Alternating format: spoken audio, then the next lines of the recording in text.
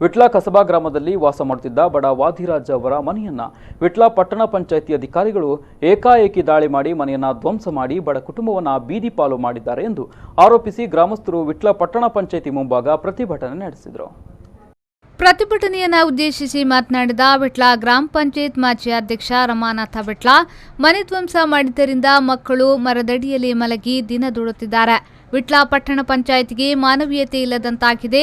ಬೇರೆ ಯಾವುದೇ ವ್ಯವಸ್ಥೆ ಮಾಡದೆ ಮನೆಯನ್ನ ನೆಲಸಮ ಮಾಡಿದ್ದಾರೆ. ಇದೊಂದು ರಾಕ್ಷಸಿ ಪ್ರವೃತ್ತಿಯಾಗಿದೆ. ಇವರ ನಡುವೆ ನಾವು ಬದುಕುತ್ತಿರುವುದು ನಮ್ಮ ದುರಂತವಾಗಿದೆ. ಇದು ಮಾನವ ಹಕ್ಕುಗಳ ಉಲ್ಲಂಘನೆಯಾಗಿದೆ ಎಂದು ಆರೋಪಿಸಿದರು.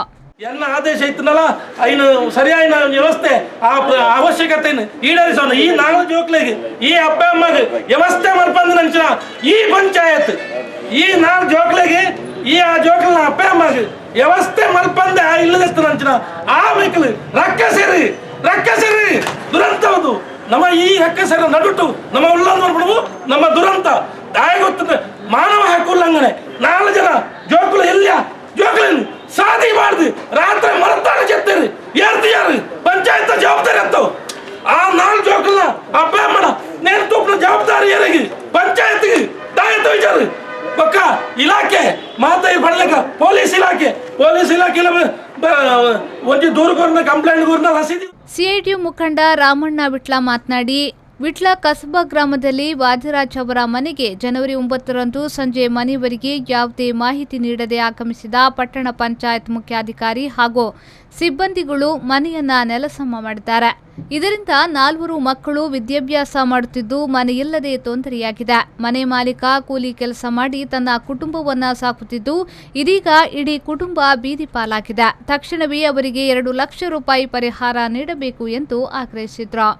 ಮತ್ತೆ ರಾಜಕೀಯ ಪಕ್ಷ ಎಂಚೊಂಡು ಮಾತಾಡಲಿಕ್ಕೆ ಒಂದು ಅಂಚೆ ಎಂಕ್ಲ ಪಂಪ ಇನಿ ಎಂಕ್ಲ ಪಂಪ ಎಂಚಿನಂಡ ಅಕ್ಕಲಿಗೆ ನಷ್ಟ ಆತಂದು ಜೋಕಳಿಗೆ ಸಾಲೆ ಬೇರೆ ಡ್ರೆಸ್ ಇಜ್ಜಲ್ಪ ಉನಿಯರ ಅರಿ ಇಜ್ಜಲ್ಪ ಮಾತಾಡ್ಬೋಡಿ ಜಲ್ತ ಪಾಡ್ದು ಯಾಕಂದ್ರೆ ಸಾಮಾನು ಅವಳು ದಾಲೆ ಇಜ್ಜಲ್ಪ ಆರಿನಿ 6 ವೃತ್ತಿ ಉಂಟು 6 ಬಂಗಾರದ ಬೆಲೆ ಅಂತಂತೀರಿ. ಈ ಪಟ್ಟಣ ನೇಡ್ದಾದ ಅಧಿಕಾರಿನಕ್ಕೆಲ್ಲ ನೇಡ್ದಾದ ಆರಿನಿ ಆ ಬೆಲೆ ಉಂಟು ಅಂದ್ರೆ ಇಲ್ಲ ಕರ್ಪ ಗುದ್ದುದು ಇಲ್ಲ ಕಾತುದು ಕರ್ಪ ಗುದ್ದಾರ ಬಡಿ ಜೋಕಳಿಗೆ ಸಾಕೋದು ಆನೆಗೆ ನೀವು ಆ ಬೆಲೆ ಅನ್ಕೊಂಡು ಇಜ್ಜಂದ್ರೆ ಕಾತನಲ್ಪ ಬೇರೆ ಬೇರೆ ಕೊಟ್ಟಿಯಾಜಿ ದರ್ತಿಯರ ಮಕ್ಕಳು ಅಂಚೆಪಣೆ ಎಂಕ್ಲೆ ಸದ್ಯದ ಮಟ್ಟಿಗೆ ಇಂದು ಅಧಿಕಾರಿ ಯಾರ ಸ್ವಂತ ಹೊಡೆದು ನಾವು ಪಂಚಾಯತ್ 2 ಲಕ್ಷ ರೂಪಾಯಿ ಎಂಕ್ಲೆ ಪರಿಹಾರ ಆರು ಕೊರಜಿತ್ತಿದ್ದ ಇಂದುವೇ ವಾದರಾಜಾಚಾರ್ಯ ಕುಟುಂಬಗಳು ಆರ್ನ ಎದುರು ಮುಲ್ಪ ಎಂಕ್ಲ ಆತ್ಮಹತ್ಯೆ ಮಂತವನೇರು ಕಾರಣ ಡೆತ್ ನೋಟ್ ಬರೆದ ಆತ್ಮಹತ್ಯೆ ಮಂತವನೇರು ಎಂಕ್ಲ.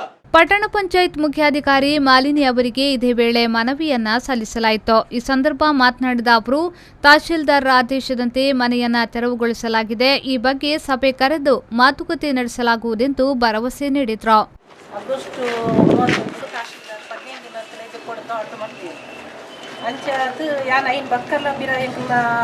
ಕಾನೂನು ಸಲಹೆ ಪೂರ ಕೇಂದ್ರ ಐದು ಪಿರ 2ನೇ ಸಲ ಪಿರ ತಹಶೀಲ್ದಾರಿಗೆ ಈ ಬಗ್ಗೆ ಮನವಿ ಮಾಡ್ಕೊಂಡಾಗ ಊರನಿ ಹೇಳ್ತಾರೆ ಪಿರ ಒಂದು ಆರ್ಡ್ರ್ ಮಾಡ್ತೇವೆ ಐನು ದೆಕ್ಕೊಡುದು ಅದಕ್ಕೋಸ್ಕರ ಯಾರು ಊರನಿಗೆ ಹೋದು ದೆಕ್ಕಿ ನಾನು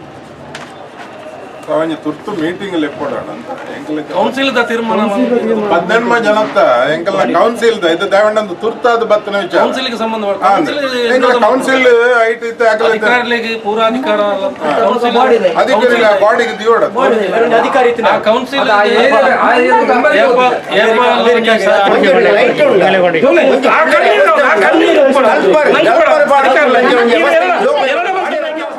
ಈ ಸಂದರ್ಭ ಪಟ್ಟಣ ಪಂಚಾಯತ್ ಸದಸ್ಯರಾದ ಅಬ್ದುಲ್ ರೆಹಮಾನ್ ನೆಲ್ಲಿಕೋಟೆ, ಲತಾ ಅಶೋಕ್, ನಾಮನಿರ್ದೇಶಕ ಸದಸ್ಯ ಶಮೀರ್ ಪಳಿಕೆ, ಮಾಜಿ ಸದಸ್ಯರಾದ ಅಬ್ದುಲ್ ರೆಹಮಾನ್ ಕುರಂಬಳ, ಸಂತೋಷ್ ಕುಮಾರ್ ಮತ್ತಿತರರು ಹಾಜರಿದ್ದರು.